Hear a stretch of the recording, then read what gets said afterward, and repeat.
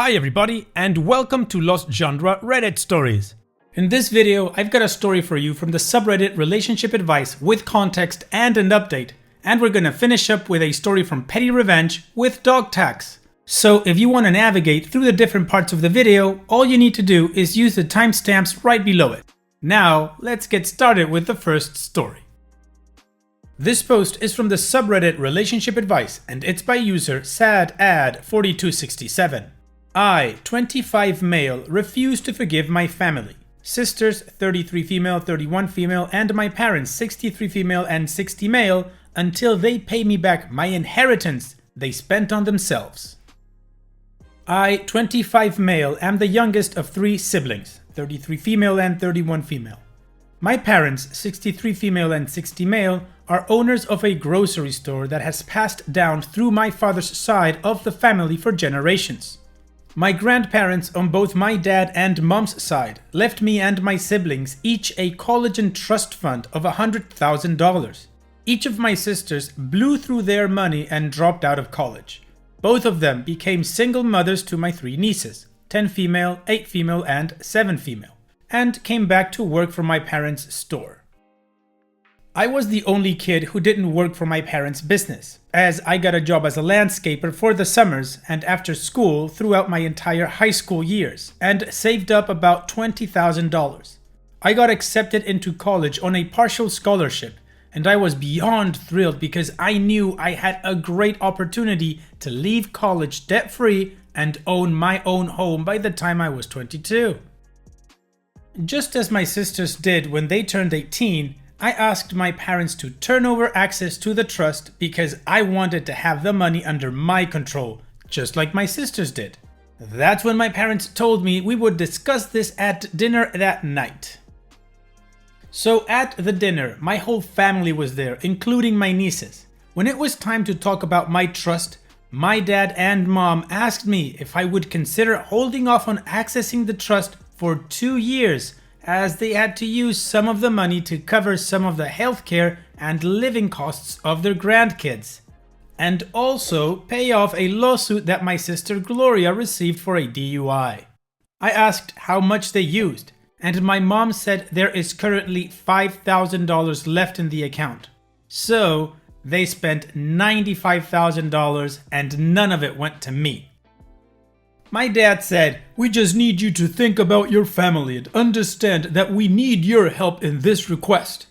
I said, "Isn't it great that everyone benefited from this money besides the person it was intended for?" Gloria and Lori got to go to college and travel the world with their money, while with my money, I got to pay for all their mistakes. My last words to my family were that this was not a request, as the decision was already made and I moved out and left. I still went to college as I had a partial scholarship, and over those years I used the money I had in my savings to start my own landscaping business, which employs 6 guys, and we are doing great. I never got a chance to spend any of the money my grandparents left for me, as my parents never rebuilt back the trust. 2 years ago, I found out from my lawyer when I sent an informal request to access the trust that the current balance was $3,456, less than the $5,000 my parents told me about. My sisters and parents have tried to reconnect throughout the years, but I have always sent every gift, letter, and invitation they have sent me back to them. I am getting married next month, and my fiance wants to meet my family and help me close this chapter in my life. My fiance wants me to forgive and move on, as I haven't spoken to them in years. But Reddit, am I in the wrong for telling my fiance sorry, but I cannot move from this? Well, OP, to answer your question shortly, no, I don't think you're in the wrong. It's quite simple. They stole from you. That money was not theirs to use freely as they saw fit. If your sisters got themselves in trouble and your parents wanted to bail them out, they should have used their own money. And if they didn't have any money to bail your sisters out, then your sisters should have faced the consequences of their actions. That money was left to you by your grandparents. They didn't even ask you if you wanted to help your sisters out. Additionally, they promised that they would build the trust back up and give it to you. But instead of doing that, they just spent a little bit more of it. In any case, OP, regardless of whether or not this is a healthy thing to maintain, it is your choice if you don't want to move from this. What do you guys think about this? What kind of advice would you give OP? Let me know in the comment section. And now let's move on to the community comments to see what they said. Ogus Luplop says, tell your fiance that you love what she is trying to do, but you were robbed of $100,000 and they ceased being worthy of the term family. When they come back with repayments plus interest, then reconciliation can begin.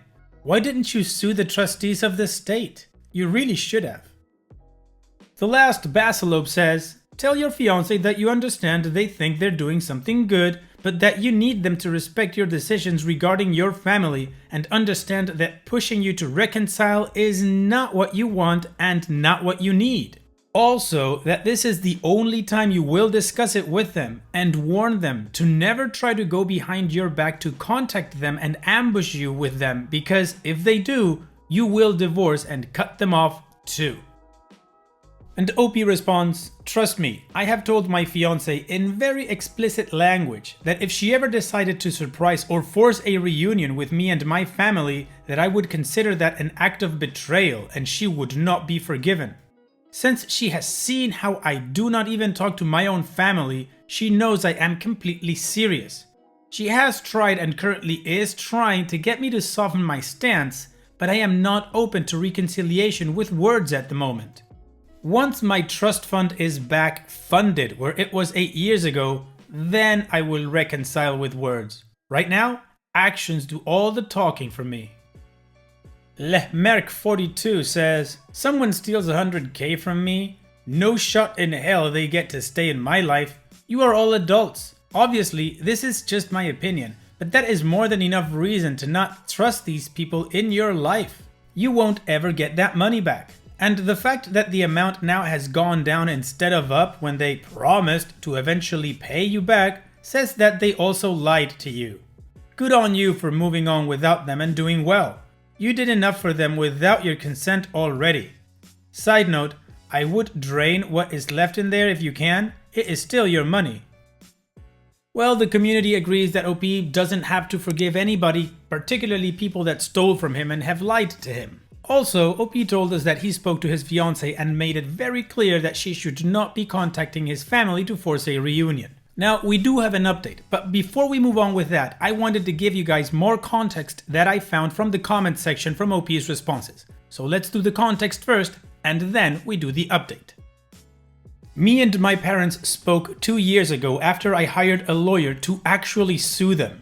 They apologized and explained that they had to make some tough decisions and would hope I would give them an opportunity to make it right. I of course said, you guys had that opportunity over the past 3 years at the time, and my trust fund is still not back at what you promised it would be. They said times are hard and they are working on it. I asked my parents, how do you justify sacrificing my future to pay for their other kids' mistakes? And why wasn't I asked before they made the decision to empty my account? They really could not give a good answer. I cried and basically said, you did a great thing for your daughters, but a horrible thing to your only son. Basically left me on my own to figure it out. We have not spoken since. The business will stay in the family. However, if this issue is not resolved, then yes, I will have no choice but to take the necessary action. The store employs like 40 to 55 people in my town, and I am truly not interested in being a part of its demise. I do not want to resolve the issue that way. This is a family matter and should be resolved within the family by all means. Legally, I can force the issue like a hammer. However, the collateral damage is not something I am ready to assume responsibility for. Why do I have to be the bad guy to force them to do the right thing? I struggle immensely over the moral question to force this issue in the courts. The store has nothing to do with their actions, and I know it sounds naive, but I have made the moral decision to try at all costs to keep the store out of this for now. Some of my close friends and family members work for the store to this day. My family knows this, and I believe this is why this has dragged on so long. Okay, well now we know that OP did actually try to sue the parents, but apparently they pulled some emotional strings there and it didn't happen. And we also know that OP is trying to separate this whole thing from the family business so that this whole thing won't have a negative impact on that family business.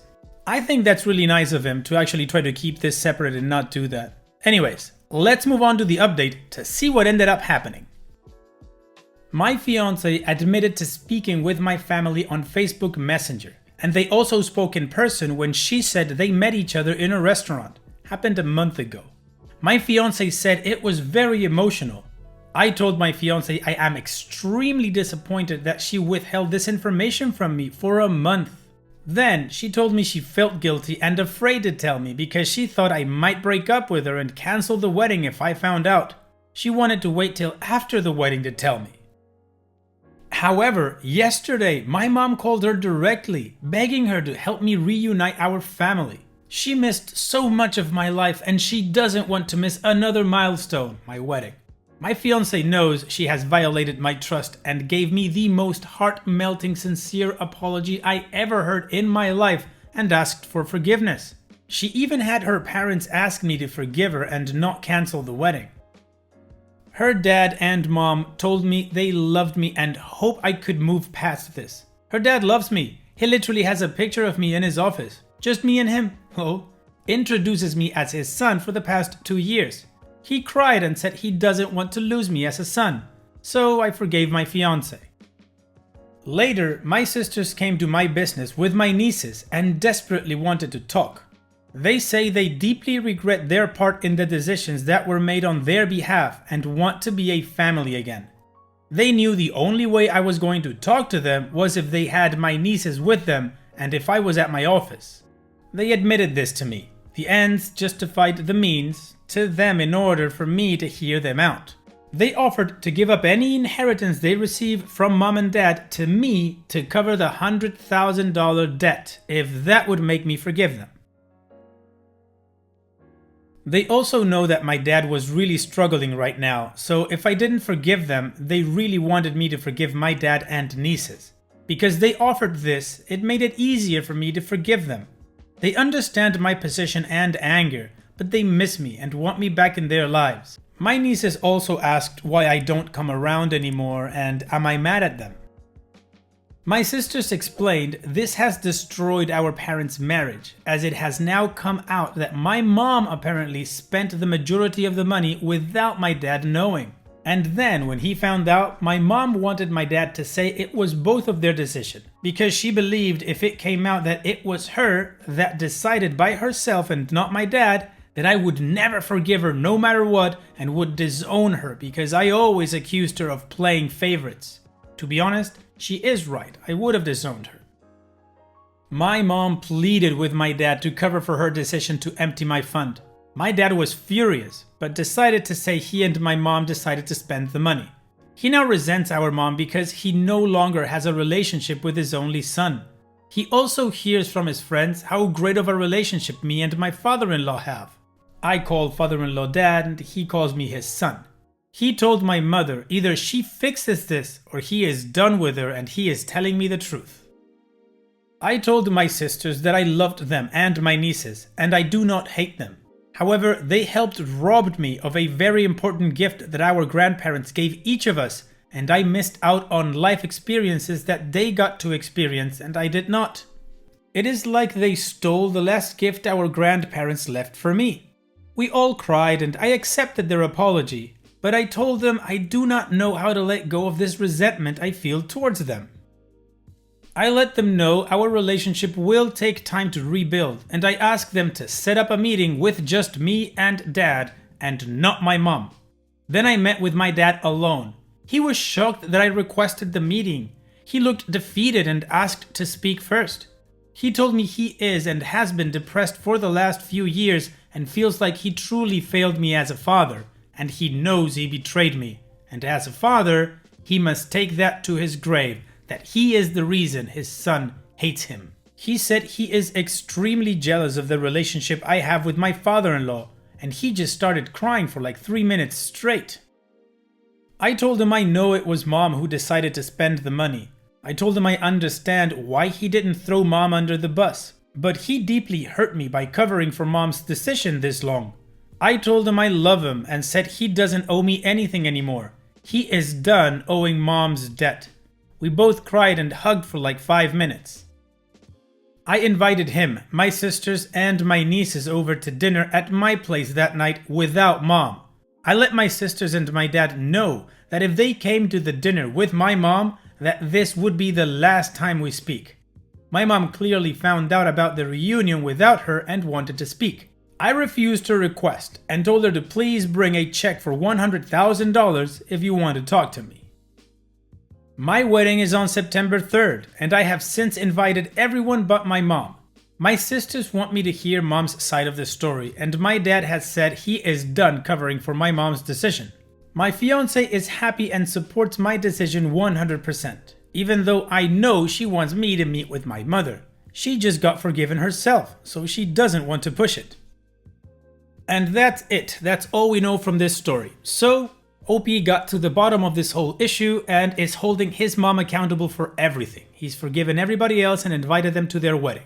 So what do you guys think about this? Let me know in the comment section how you feel about what OP ended up doing. And now, let's move on to the next post. This post is from the subreddit Petty Revenge and it's by user Miss Extra. Try to kick my dog? Enjoy your allergies! I live in a big dog-friendly building. The building was renovated around dog owners specifically. There is a dog run and a dog wash. Therefore, a lot of residents have dogs.